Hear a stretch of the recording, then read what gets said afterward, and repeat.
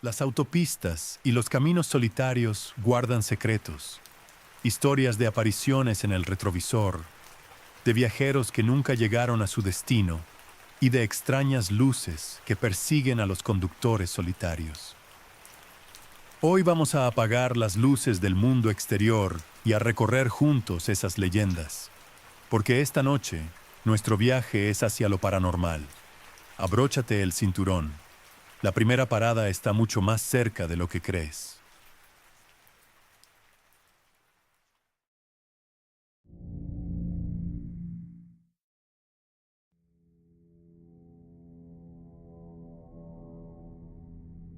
Esta es la historia de Javier, o al menos, la historia que se cuenta en susurros, en las paradas de camiones y en los cafés de carretera abiertos toda la noche. Lugares impregnados del olor a café rancio y soledad. Javier era un transportista de los de antes, un hombre con más de 20 años de experiencia, con las manos curtidas por el volante y la mirada permanentemente perdida en la línea del horizonte. Su camión, un viejo pero fiel mastodonte de 18 ruedas, era su segundo hogar, y la carretera, su amante más cruel y constante.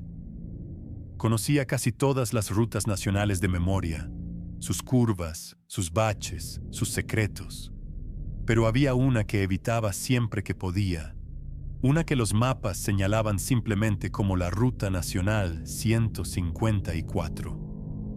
Un tramo de casi 300 kilómetros que cortaba en dos una región montañosa y despoblada. Un atajo notorio que prometía ahorrar hasta 5 horas de viaje, pero que cobraba un peaje que no se pagaba con dinero. Los camioneros más viejos la llamaban de otra forma.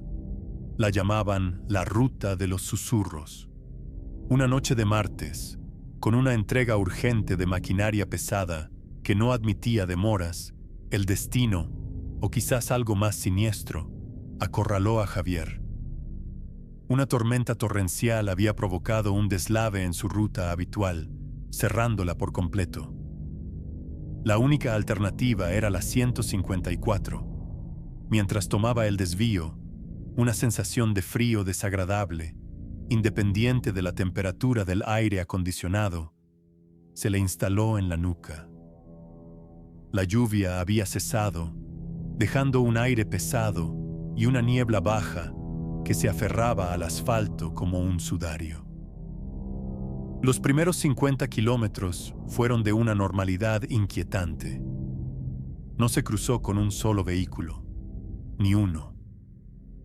La oscuridad era total, solo rota por el cono de luz de sus faros que devoraba la cinta gris de la carretera.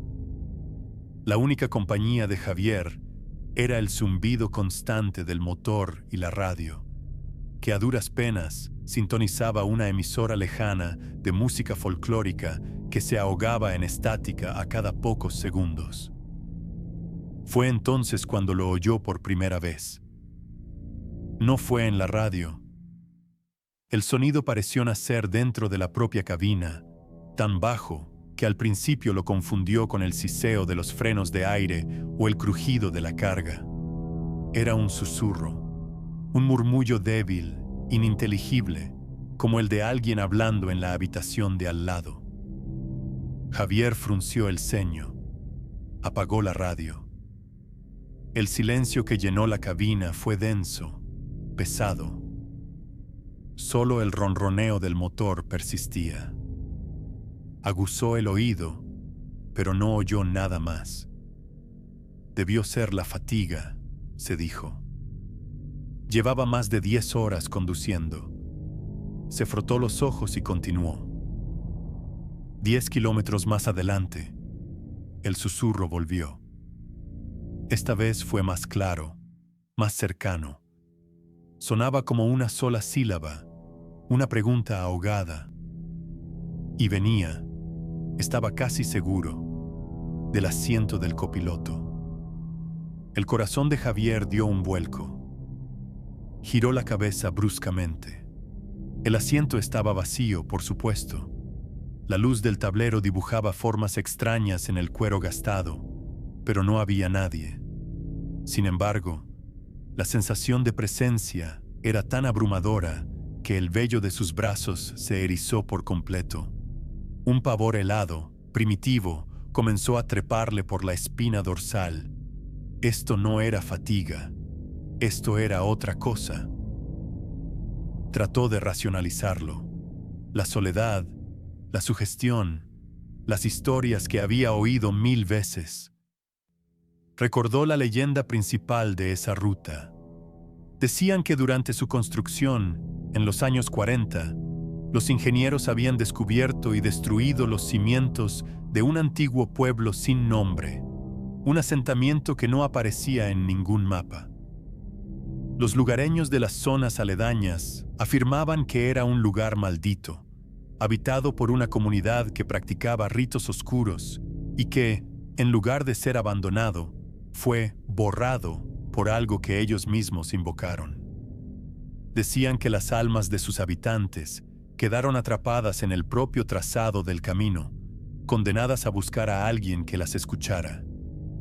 Javier siempre se había reído de esas historias. Eran cuentos para asustar a los novatos. Pero en la opresiva soledad de la Ruta 154, con la niebla arremolinándose fuera y la sensación palpable de una presencia a su lado, la risa se le había congelado en la garganta. Y entonces, el susurro se convirtió en una voz. No era una voz fuerte, sino un murmullo persistente, justo al borde de la audición, como si alguien estuviera hablando por un teléfono con mala señal. Pero las palabras eran ahora discernibles. Eran fragmentos de conversaciones, frases sueltas que no tenían sentido juntas. La cosecha se perdió. ¿Dónde está la niña? El pozo está seco. Prometió que volvería. Eran voces de hombres, de mujeres, de niños. Un coro de lamentos olvidados que parecían emanar del propio aire de la cabina. Javier sentía que se estaba volviendo loco. Apretó el volante con tanta fuerza que sus nudillos se pusieron blancos. Su respiración era un jadeo irregular. Quería detenerse, salir corriendo, pero ¿hacia dónde? Estaba en medio de la nada más absoluta. La única salvación era seguir adelante, llegar al final de aquel tramo maldito. Intentó subir el volumen de la radio para ahogar las voces, pero ahora la estática era total. Y por debajo de la estática, los susurros seguían ahí, como un río subterráneo de pena. Empezó a notar otros fenómenos. Pequeñas sombras que se movían en el rabillo del ojo, reflejos en los espejos retrovisores que no correspondían a nada, figuras humanas fugaces que parecían formarse en la niebla al borde de la carretera y que se desvanecían al acercarse. El terror se convirtió en un nudo apretado en su estómago cuando una de las voces, una voz de mujer, joven y clara, se separó del coro y pronunció su nombre. Javier. El sonido fue tan nítido, tan cercano, que Javier dio un volantazo instintivo, haciendo que el camión se tambaleara peligrosamente. Corrigió la trayectoria con el corazón desbocado, martilleando contra sus costillas como un pájaro atrapado. No era una voz genérica. Había pronunciado su nombre. ¿Cómo era posible? El sudor frío le perlaba la frente, empapándole la camisa. Javier, ¿tienes frío? Miró el climatizador. Estaba apagado. Pero un frío antinatural, un frío de cripta, llenaba la cabina. Sentía cómo se le calaba en los huesos. Las voces ahora parecían divertirse con su miedo. Comenzaron a hablar de él, a narrar sus propios pensamientos. Piensa que se está volviendo loco, dijo una voz grave de hombre. Quiere llamar a su esposa, a Laura. continuó la voz de la mujer. Pero no hay señal. Nunca hay señal aquí. Se burló una tercera voz, que sonaba como la de un anciano. El nombre de su esposa en boca de aquellas cosas fue la última barrera de su cordura. El miedo se transformó en una furia desesperada. «¡Déjenme en paz! ¡Cállense!», gritó a la cabina vacía. Su voz sonó extraña, rota. Como respuesta, los susurros se intensificaron, convirtiéndose en un torbellino cacofónico de lamentos, acusaciones y ruegos. Las luces del tablero de instrumentos comenzaron a parpadear erráticamente. El motor, que hasta entonces había sido un zumbido constante y fiable, empezó a toser y a fallar, perdiendo potencia. El camión se desaceleraba. «No te irás tan fácil. La ruta cobra un peaje. Un peaje de historias.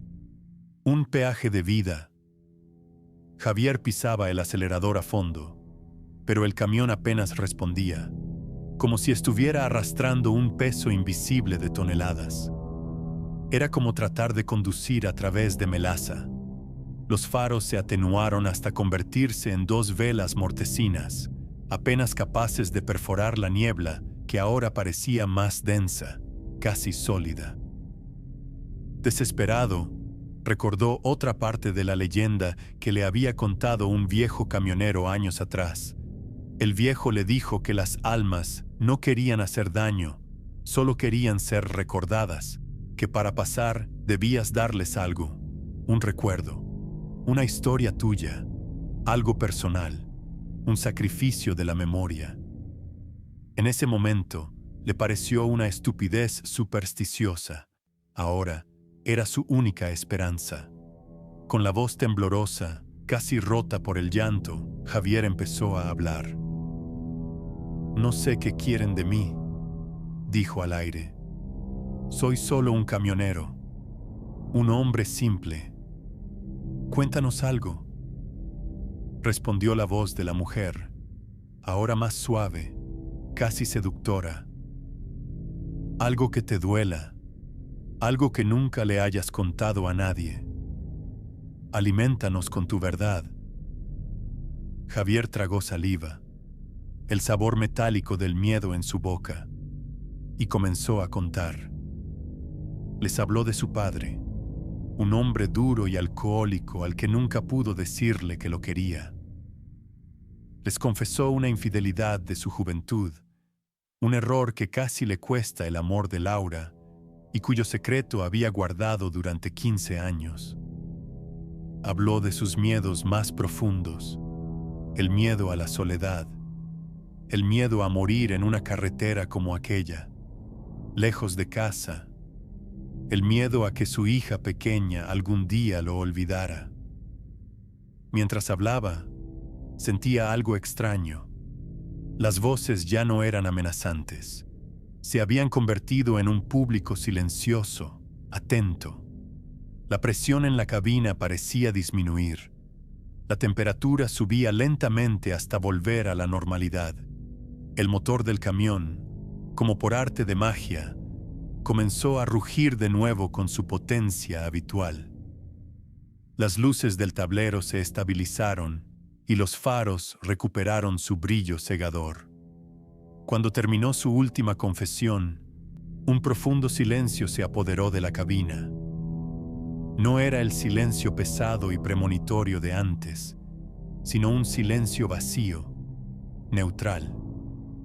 Las voces se habían ido. La sensación de presencia había desaparecido. Javier no se detuvo. Condujo el resto del camino en un estado de trance, con la mirada fija al frente, sin atreverse a mirar por los espejos. Vio el amanecer teñir el cielo de naranja y púrpura, como si fuera la primera vez en su vida. Cuando finalmente se reincorporó a la civilización, a una carretera principal con tráfico y vida, se detuvo en la primera área de servicio que encontró. Apagó el motor y se quedó inmóvil, temblando incontrolablemente. Se miró en el espejo retrovisor. El hombre que le devolvía la mirada era él, pero sus ojos parecían haber envejecido 10 años en una sola noche. Y en su pelo, justo en las sienes, había 2 mechones de un blanco níveo que no estaban allí antes. Abandonó el camión allí mismo. Llamó a su empresa. Dijo que no se sentía bien, que enviaran a otro conductor. Llamó a un taxi, fue a la estación de autobuses y tomó el primer autobús de vuelta a casa. Nunca más volvió a conducir un camión. Nunca más volvió a acercarse a la Ruta Nacional 154. Consiguió un trabajo en un almacén, un trabajo monótono y seguro, siempre en la misma ciudad. Pero a veces, en las noches de insomnio, cuando el silencio de su casa es absoluto, jura que puede oírlo. Un susurro débil, apenas perceptible, al borde de su audición. Un eco lejano de las voces de la carretera. Un recordatorio de que una parte de él, sus secretos más oscuros, su miedo más puro, ya no le pertenecen.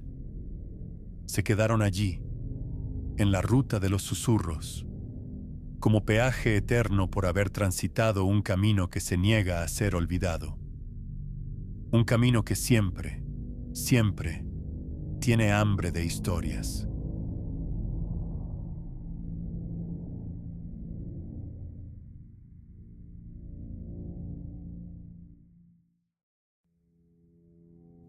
No todos los fantasmas habitan en casas viejas o cementerios olvidados. Algunos, los más modernos, los más violentos, reclaman para sí las arterias del progreso. Las autopistas. Esas interminables cintas de concreto diseñadas para la velocidad, para la eficiencia, para acortar las distancias entre nosotros. Pero en su monotonía, en sus líneas rectas que se pierden en la noche, se abren grietas. Grietas en la percepción. Lugares donde la realidad se deforma y donde el pasado, un pasado de metal retorcido y vidas truncadas, se niega a permanecer en el carril lento. Esta es la historia de Clara y Mateo, y de su último viaje juntos en un coche que compraron lleno de sueños. Eran una pareja joven, de esas que todavía miden su vida en proyectos y fines de semana largos. Regresaban de unas breves vacaciones en la costa, un intento, quizás, de reparar pequeñas fisuras que el estrés y la rutina habían abierto en su relación. El viaje de vuelta era largo, más de 800 kilómetros, y decidieron hacerlo de noche para evitar el tráfico y el calor del día. Una decisión que lamentarían por el resto de sus vidas. Conducían por la Autopista del Sol, una obra de ingeniería moderna, perfectamente iluminada y señalizada. Una ruta segura, o eso dicen las estadísticas. Pero los números no cuentan lo que sucede en los espacios vacíos, en los tramos donde la única compañía es el reflejo de tus propios faros en el asfalto mojado por una llovizna persistente. Iban por el kilómetro 75 de un tramo particularmente monótono. Mateo conducía. Clara dormitaba en el asiento del copiloto, con la cabeza apoyada en la ventanilla. La conversación se había agotado horas atrás, dejando un silencio solo interrumpido por la música suave de la radio y el ritmo hipnótico de los limpiaparabrisas. Fue entonces cuando Mateo lo vio por primera vez. Un par de luces redondas, amarillentas, que aparecieron de la nada en su espejo retrovisor. Estaban increíblemente cerca, pegadas a su parachoques trasero. La aparición fue tan súbita que Mateo soltó una maldición ahogada y su pie se movió instintivamente hacia el freno. ¿De dónde había salido ese coche? No había visto que se le acercara. Frunció el ceño. Eran unos faros antiguos, del tipo que no se ve en los coches modernos. El vehículo que los proyectaba era una mancha oscura, indefinida, pero daba la impresión de ser grande y viejo. Y estaba demasiado cerca. Era una conducción temeraria, agresiva. Molesto, Mateo aceleró ligeramente, esperando que el otro conductor captara la indirecta y le diera algo de espacio. Pero las luces se mantuvieron pegadas a él, como un depredador acechando a su presa. Decidió cambiar de carril para dejarlo pasar. Señalizó, miró por el espejo lateral izquierdo y no vio nada, absolutamente nada. El carril estaba vacío hasta donde alcanzaba la vista. Confundido, volvió la vista al espejo retrovisor central. Las luces seguían ahí, implacables. Mateo sintió un escalofrío. Algo no estaba bien. Giró la cabeza para mirar directamente por la luneta trasera. No había ningún coche. Solo la autopista vacía y oscura detrás de ellos. Volvió la mirada al frente, con el corazón empezando a latir un poco más rápido. ¿Qué demonios? Se atrevió a mirar de nuevo el espejo retrovisor. Las luces se habían ido. «Clara, ¿has visto eso?», preguntó, su voz un poco más tensa de lo normal. «¿Ver qué?», murmuró ella, sin abrir los ojos. Un coche que nos estaba siguiendo muy de cerca. No he visto nada, Mateo. Duérmete un poco, llevas mucho conduciendo. Trató de hacerle caso. Debía ser el cansancio. Las luces de otros vehículos reflejándose de forma extraña en el espejo mojado. Sí, eso debía ser.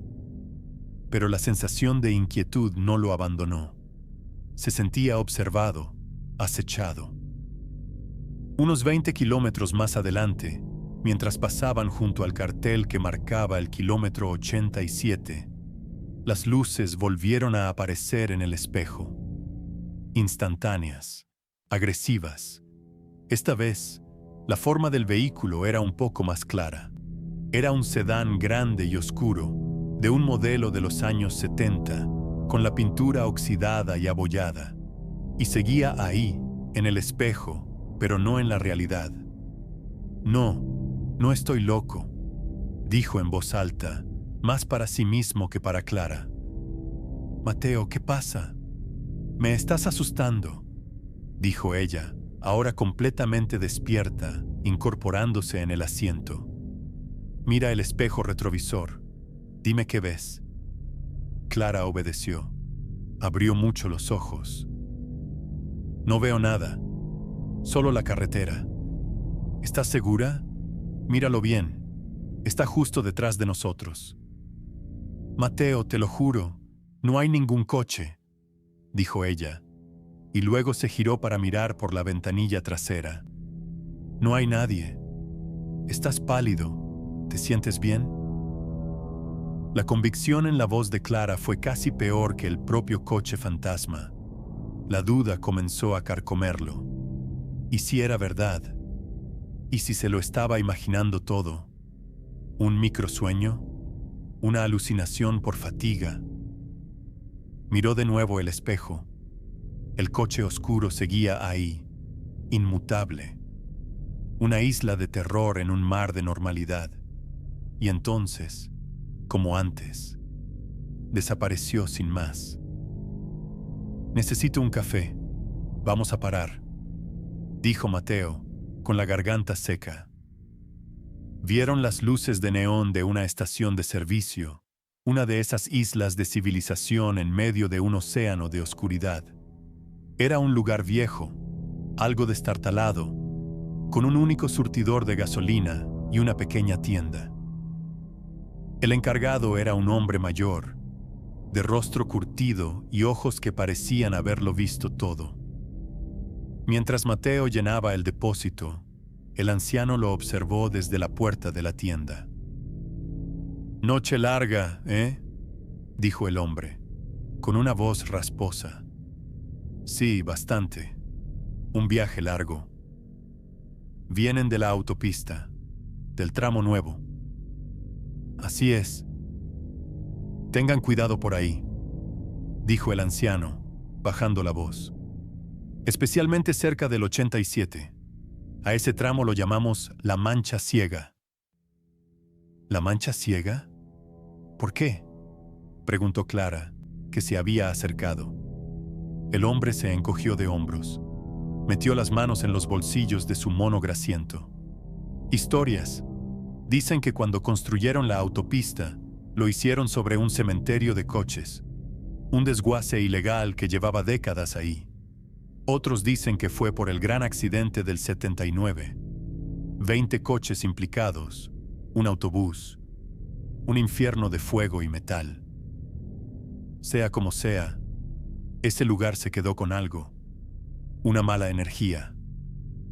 A veces ves cosas, especialmente en los espejos, cosas que no están ahí. El corazón de Mateo se detuvo. Miró al anciano que le sostuvo la mirada sin pestañear. ¿Qué clase de cosas?, logró preguntar. Un coche que te sigue, uno viejo y destartalado. Te acosa, te empuja, te saca de la carretera. Pero solo lo ves en el retrovisor. Es como el punto ciego del coche, pero en el alma. Una mancha ciega en la realidad. Mi consejo, si lo ven, no le hagan caso. Y por lo que más quieran, no lo miren fijamente. Se alimenta de la atención. Se alimenta del miedo. Clara miró a Mateo, su escepticismo luchando contra el miedo que las palabras del anciano habían sembrado. Mateo, por su parte, sentía una mezcla de terror y validación. No estaba loco, era real. Volvieron al coche en silencio. La atmósfera dentro era ahora densa, cargada de un pavor anticipado. Mateo arrancó y se reincorporó a la autopista. Durante varios kilómetros no ocurrió nada. Empezó a pensar que quizás la sugestión del anciano era peor que el fenómeno en sí. Pero al pasar el kilómetro 92, lo vio de nuevo. Ahí estaba, en el espejo retrovisor, el sedán oscuro y oxidado. Pero esta vez era diferente. Estaba más nítido, más detallado. Podía ver el óxido corriendo por sus flancos como lágrimas de sangre. Podía ver que el parabrisas estaba resquebrajado y podía ver una silueta tras el volante. Una forma oscura, sin rostro, que parecía estar mirándolo directamente a través del espejo. «Clara, está ahí otra vez», susurró Mateo, sin atreverse a apartar la vista del espejo. «No, Mateo, por favor, no empieces. Te juro que está ahí. ¡Míralo!» Clara, con lágrimas de miedo y frustración en los ojos, se inclinó y miró fijamente el espejo retrovisor. Durante unos segundos, no dijo nada. «Dios mío», susurró. «Lo veo». Mateo sintió un alivio helado. No estaba solo en su locura, pero ese alivio duró un instante, porque el coche fantasma pareció reaccionar a la atención de Clara. Sus faros amarillentos parpadearon una vez, como un ojo que se abre y se cierra. Y entonces, la imagen en el espejo comenzó a cambiar. El sedán oxidado pareció fundirse, a retorcerse sobre sí mismo. La forma cambió, los colores se arremolinaron, y lo que se solidificó en su lugar fue una visión de puro horror. Lo que veían ahora en el espejo retrovisor era su propio coche, pero destrozado. El techo hundido, los cristales rotos, humo saliendo del capó. Era una premonición, un reflejo de su propio futuro potencial. Y dentro del coche reflejado, Las figuras eran ellos mismos. Un Mateo con el rostro ensangrentado y los ojos vacíos, y una Clara que gritaba en un silencio eterno, con el rostro congelado en una máscara de terror. Clara soltó un grito ahogado y se tapó la boca. Mateo sintió que el aire le faltaba. El pánico puro y absoluto se apoderó de él. Pisó el acelerador a fondo. El motor de su coche rugió, empujándolos a 140, 150 kilómetros por hora. Pero la imagen en el espejo no cambiaba. El reflejo de su coche destruido se mantenía a la misma distancia, un compañero de viaje macabro e ineludible. La radio del coche se apagó de golpe y empezó a emitir estática. Pero no era una estática normal. Entre el ruido blanco se oían sonidos. El chirrido de frenos, el estruendo de metal contra metal, gritos ahogados. Eran los ecos del gran accidente, los sonidos del infierno que habitaba en ese tramo de asfalto. Las luces del tablero comenzaron a parpadear. La aguja del velocímetro subía y bajaba locamente. El coche entero parecía estar siendo poseído por la entidad que los acosaba. «¡Haz algo!», gritó Clara, presa de la histeria. Mateo no sabía qué hacer. No podía escapar de él. No podía luchar contra él. Entonces, recordó las últimas palabras del anciano en la gasolinera. «No lo miren fijamente. Se alimenta de la atención». «No mires el espejo», le gritó a Clara. «Mira al frente. No le des lo que quiere». Clara obedeció, cerrando los ojos con fuerza y girando la cabeza hacia la ventanilla. Mateo intentó hacer lo mismo, concentrarse solo en la carretera que tenía delante. Pero era como intentar no pensar en un elefante rosa. Su mirada volvía una y otra vez al pequeño rectángulo de cristal que contenía su pesadilla. Y la imagen empeoró. La figura de su yo destrozado en el espejo levantó una mano y lo señaló. Y luego sonrió. Una sonrisa ancha, inhumana, llena de una malicia ancestral. En ese momento, el coche real dio una violenta sacudida, como si hubiera sido embestido por detrás, pero no hubo sonido de impacto. Fue un golpe fantasma, una onda de choque de pura malevolencia. Mateo luchó con el volante para mantener el control. El coche volvió a ser golpeado, esta vez con más fuerza, virando peligrosamente hacia la barrera de contención. Iba a matarlos. Iba a hacerlos chocar. Iba a convertirlos en una parte más de su leyenda, en dos víctimas más del kilómetro 87. Desesperado, con la adrenalina corriendo por sus venas como fuego líquido, a Mateo se le ocurrió una idea loca, un último acto de desafío. «¡Agárrate fuerte!», gritó, y sin pensarlo dos veces, levantó la mano, agarró el espejo retrovisor con todas sus fuerzas y tiró de él. El plástico crujió, el cristal se resistió, pero con un último tirón violento, el espejo se desprendió del parabrisas. Sin dudarlo, bajó la ventanilla del conductor y arrojó el espejo a la oscuridad de la noche. Vio cómo daba vueltas en el aire y se estrellaba contra el asfalto, haciéndose añicos. En el instante en que el espejo abandonó el coche, todo se detuvo. El silencio fue absoluto. La radio dejó de emitir estática. Las luces del tablero volvieron a la normalidad. La sensación de ser golpeado desapareció. El coche se deslizó suave y silenciosamente por la autopista. La opresiva sensación de presencia, el miedo palpable que había llenado la cabina, se desvaneció como el humo. Mateo redujo la velocidad, con el cuerpo temblando de forma incontrolable. Miró a Clara. Ella lo miraba a él, con los ojos llenos de lágrimas, pero con una chispa de incredulidad y alivio. Se detuvieron en el arcén unos kilómetros más adelante. No dijeron nada durante mucho tiempo. Solo el sonido de su propia respiración agitada llenaba el coche. Habían sobrevivido. Llegaron a su ciudad al amanecer. Una semana después, vendieron el coche. No podían soportar volver a entrar en él.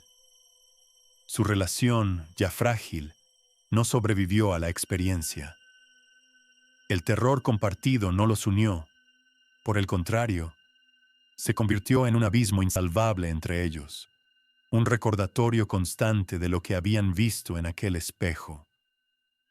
Mateo nunca volvió a ser el mismo. Desarrolló una fobia a las superficies reflectantes. Cubrió los espejos de su apartamento. Evitaba los escaparates de las tiendas, los charcos en la calle. Porque a veces, cuando se descuidaba y captaba su propio reflejo de reojo, le parecía ver, por una fracción de segundo, el brillo de unos faros amarillentos detrás de él, o la imagen de un coche destrozado en lugar de su propia silueta. Había aprendido de la peor manera posible que la mancha ciega no era solo un lugar en una autopista. Era una herida en la realidad. Y una vez que te asomas a ella, una parte de esa oscuridad se queda contigo para siempre, viajando en tu punto ciego, esperando a que vuelvas a mirar por el espejo.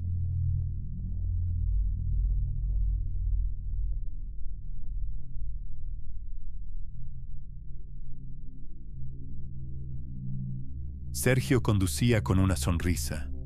A su lado, Elena, su esposa, buscaba la siguiente canción en su teléfono mientras tarareaba. En el asiento trasero, el pequeño Leo, de 7 años, jugaba con una figura de acción, creando sus propias batallas épicas en un universo de plástico y tela. Era una imagen perfecta.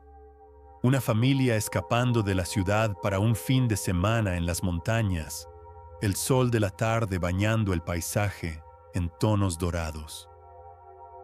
Fue Elena quien tuvo la idea.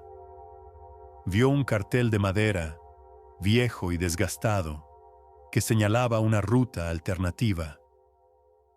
Carretera Comarcal 308, ruta panorámica. Deberíamos tomarla, dijo ella, con un brillo aventurero en los ojos. La autopista es muy aburrida. A Leo le encantará ver el campo. Sergio dudó un instante. Esas rutas secundarias solían estar en mal estado y mal señalizadas, pero la sonrisa de Elena y la posibilidad de alargar un poco más aquel momento de felicidad lo convencieron.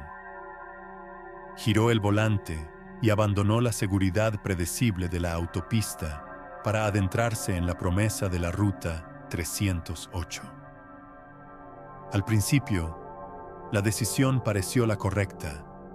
El camino era estrecho pero bien pavimentado, serpenteando entre colinas verdes y pequeños bosques de eucaliptos. El aire que entraba por las ventanillas era fresco y olía a tierra mojada. Leo pegó la cara al cristal, maravillado por las vacas que pastaban en los prados. Todo era idílico, demasiado idílico. Tras unos 15 minutos de viaje, pasaron junto a algo que rompió la armonía del paisaje. A un lado de la carretera, clavadas en la tierra, había una hilera de 5 pequeñas cruces blancas. Estaban hechas de madera tosca, pintadas de un blanco que el tiempo y la intemperie habían empezado a devorar. Una cruz grande en el centro, 2 medianas a sus lados y 2 más pequeñas en los extremos. «Pobre gente», murmuró Elena, santiguándose por instinto. «Seguro fue un accidente terrible», añadió Sergio, reduciendo la velocidad por un momento. «Una familia entera, por lo que parece». Leo guardó silencio en el asiento de atrás, su mirada fija en las cruces hasta que se perdieron de vista. El ambiente en el coche cambió sutilmente. La alegría se había disipado un poco, reemplazada por una sombra de melancolía. Continuaron conduciendo. Sergio calculó que deberían estar llegando al empalme con la carretera principal en cualquier momento. Pero el paisaje no cambiaba. Las mismas colinas verdes, los mismos bosques de eucaliptos. La carretera seguía serpenteando, idéntica a sí misma. Pasaron otros 20 minutos. La inquietud comenzó a asentarse. ¿Estás seguro de que este era el camino correcto?, preguntó Elena, revisando el GPS de su teléfono, que mostraba un frustrante mensaje de sin señal. Tiene que serlo. No había otros desvíos, respondió Sergio, aunque su propia confianza flaqueaba. Y entonces lo vieron de nuevo. Al tomar una curva, ahí estaba. La misma hilera de 5 cruces blancas, idénticas, clavadas en la misma tierra. Sergio frenó en seco. El coche se detuvo en medio del camino silencioso. «No puede ser», dijo, su voz apenas un susurro. «Debimos haber tomado una curva equivocada. Esto debe ser una especie de rotonda o un bucle en el camino», intentó razonar Elena, aunque en su voz había una nota de pánico. «No había ninguna bifurcación, estoy seguro». Arrancó de nuevo, esta vez con una determinación forzada. Condujo más rápido, sus ojos escrutando cada detalle de la carretera, buscando una salida, una señal, algo diferente. Pero todo era igual. Era como conducir dentro de una pintura que se repetía hasta el infinito. Y tras 10 minutos de conducción frenética, la pesadilla se confirmó. Tomaron una curva y, como una aparición inevitable, las 5 cruces blancas los saludaron desde el borde del camino. El pánico se desató. «¡Esto no es posible!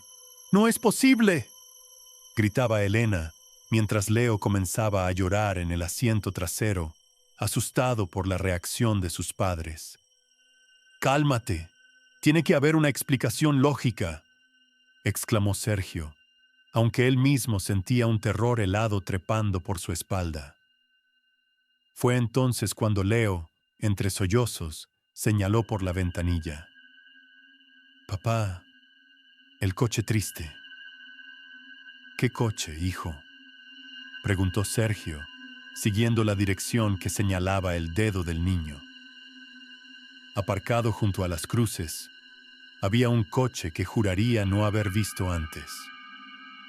Era una vieja ranchera, un modelo de los años 80, de un color indefinido entre el azul y el gris, cubierta de polvo y óxido. Dentro pudo distinguir las siluetas de una familia. Un hombre al volante, una mujer a su lado y 2 o 3 niños en la parte de atrás. Estaban completamente inmóviles, mirando al frente, como estatuas de cera. La imagen era profundamente perturbadora. Sergio sintió un impulso de bajar y pedir ayuda, pero algo se lo impidió. Una sensación de irrealidad, de que aquella familia no pertenecía a su mismo plano de existencia. Pisó el acelerador y pasó de largo, la imagen de la familia silenciosa grabada en su retina. Una vez más se adentraron en el bucle. Ahora, la desesperación era el único pasajero. El sol, que antes bañaba todo en un tono dorado, parecía haberse congelado en el cielo. Seguía siendo la misma hora de la tarde, eternamente. Sergio miró su reloj. Se había parado. El de Elena también. Los teléfonos, además de no tener señal, mostraban la misma hora congelada. Estaban atrapados en un fragmento de tiempo y espacio que se repetía sin fin. Cuando llegaron por 4ª vez a las cruces, el terror alcanzó un nuevo nivel. La vieja ranchera ya no estaba aparcada. Ahora estaba en la carretera, a unos 100 metros por delante de ellos, avanzando a una velocidad exasperantemente lenta. «Son ellos», dijo Elena, con la voz rota, «la familia del coche triste». Sergio decidió seguirlos. Quizás ellos sabían la salida. Se mantuvo a una distancia prudencial, observándolos. El coche se movía de forma extraña, casi flotando sobre el asfalto. El humo que salía de su tubo de escape era pálido y se disipaba casi al instante. A través de la luneta trasera de la ranchera, podía ver las cabezas de los niños, inmóviles. El bucle continuó. Una y otra vez pasaban por las cruces, y en cada vuelta, la ranchera estaba ahí, delante de ellos, como un macabro guía turístico en el infierno. La desesperación de Sergio se convirtió en rabia. En la siguiente vuelta, decidió actuar. «Voy a adelantarlos. Voy a hacer que se detengan», gritó. «No, Sergio, no lo hagas. Me dan miedo», suplicó Elena. Pero Sergio no escuchó. Aceleró, el motor de su coche moderno rugiendo en el silencio antinatural del lugar. Se puso en el carril contrario y se emparejó con la vieja ranchera. Y entonces miró. El hombre que conducía el otro coche giró lentamente la cabeza. Su rostro estaba pálido, casi translúcido, y sus ojos eran dos pozos de una tristeza insondable, una pena que se había acumulado durante décadas. No parecía enfadado, sino desesperado. Abrió la boca, pero no salió ningún sonido. Luego, levantó una mano temblorosa y señaló frenéticamente hacia adelante, y después, con una urgencia terrible, hizo un gesto claro. «Date la vuelta. Regresa». En el asiento del copiloto, la mujer lloraba en silencio, sus lágrimas dejando surcos transparentes en su rostro polvoriento. Y en la parte de atrás, los niños no eran más que sombras borrosas, ecos de risas infantiles convertidas en un lamento eterno. Sergio quedó paralizado por la visión. En ese instante de duda, sus ojos se desviaron hacia adelante y vio las 5 cruces blancas acercándose una vez más. Había perdido su oportunidad. En el momento en que su coche rebasó la primera cruz, la ranchera se desvaneció. Simplemente dejó de estar ahí. Y ellos estaban, de nuevo, solos en el bucle. Fue entonces cuando lo entendió. La verdad cayó sobre él con el peso de una lápida. «Son ellos», susurró, deteniendo el coche una vez más. «La familia de las cruces. Ellos no están atrapados con nosotros. Nosotros estamos atrapados con ellos». Eran los fantasmas del accidente, y no intentaban hacerles daño. Intentaban advertirles. Intentaban mostrarles la única salida. El gesto del padre fantasma. «Date la vuelta. Regresar». Pero, ¿cómo? Cada vez que completaban el ciclo, la trampa se cerraba de nuevo. Con cada nueva vuelta, el mundo exterior parecía perder color. Los verdes de las colinas se volvían grisáceos. El cielo dorado se teñía de un sepia enfermizo. El aire dentro del coche se enrareció y comenzaron a oírse susurros, ecos de las voces de la otra familia, fragmentos de su último viaje. «Papá, canta la canción.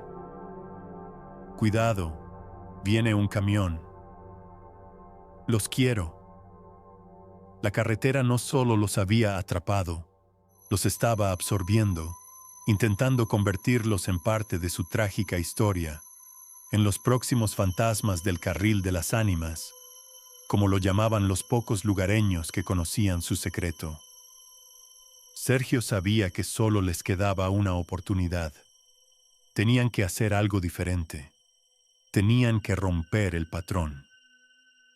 La próxima vez, dijo, con una calma que no sentía, la próxima vez que aparezca la ranchera, no la adelantaré.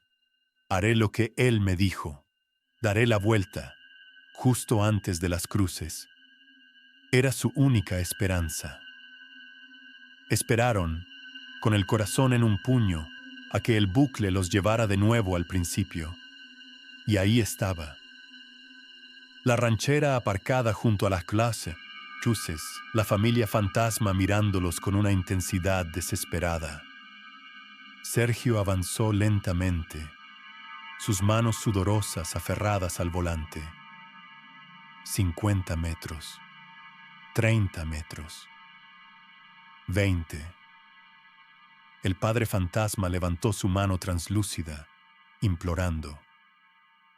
Sergio sintió una resistencia. No era física, sino una fuerza invisible que parecía oponerse a su voluntad. El volante se sentía pesado como el plomo. Un denso banco de niebla surgió de la nada, intentando cegarlo. Los susurros en el coche se convirtieron en un grito ensordecedor. La carretera no quería dejarlos ir. ¡Ahora!, gritó Elena. Con un grito que fue mitad esfuerzo y mitad desafío, Sergio giró el volante con toda su alma. Los neumáticos chirriaron sobre el asfalto. Por un instante, el coche pareció resistirse, a punto de seguir derecho hacia las cruces, hacia la condena, pero luego obedeció. El coche completó un giro en U, quedando a escasos centímetros de la primera cruz blanca. En el instante en que enfilaron la dirección contraria, el mundo volvió a la normalidad con la violencia de un chasquido. La niebla se desvaneció. Los gritos cesaron. El sol, de repente, estaba mucho más bajo en el horizonte, pintando el cielo de un rojo intenso. Era el atardecer.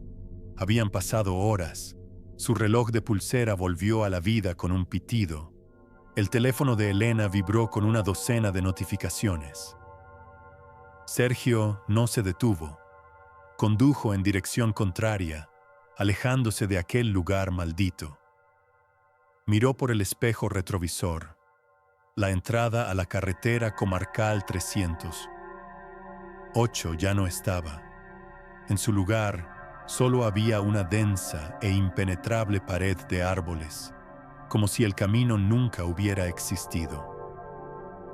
Llegaron a su destino bien entrada la noche, en un estado de shock silencioso. El fin de semana se canceló. Volvieron a casa a la mañana siguiente, por la autopista principal. No hablaron de lo ocurrido, pero el terror compartido se instaló entre ellos como un muro de cristal. Unas semanas después, Elena estaba borrando fotos del teléfono para liberar espacio. Se detuvo en una que había tomado desde el coche aquel día, una foto del paisaje para enviársela a su madre. Era una foto de la carretera, con las colinas verdes al fondo. Pero al hacer zoom, vio algo que le heló la sangre. En la lejanía, apenas una mancha en la imagen, se distinguía la silueta de una vieja ranchera aparcada a un lado del camino. Y si forzaba mucho la vista, casi podía ver las figuras de una familia en su interior, esperando. Siempre esperando al próximo viajero curioso que decidiera tomar la ruta panorámica. El carril de las ánimas nunca descansa, solo espera.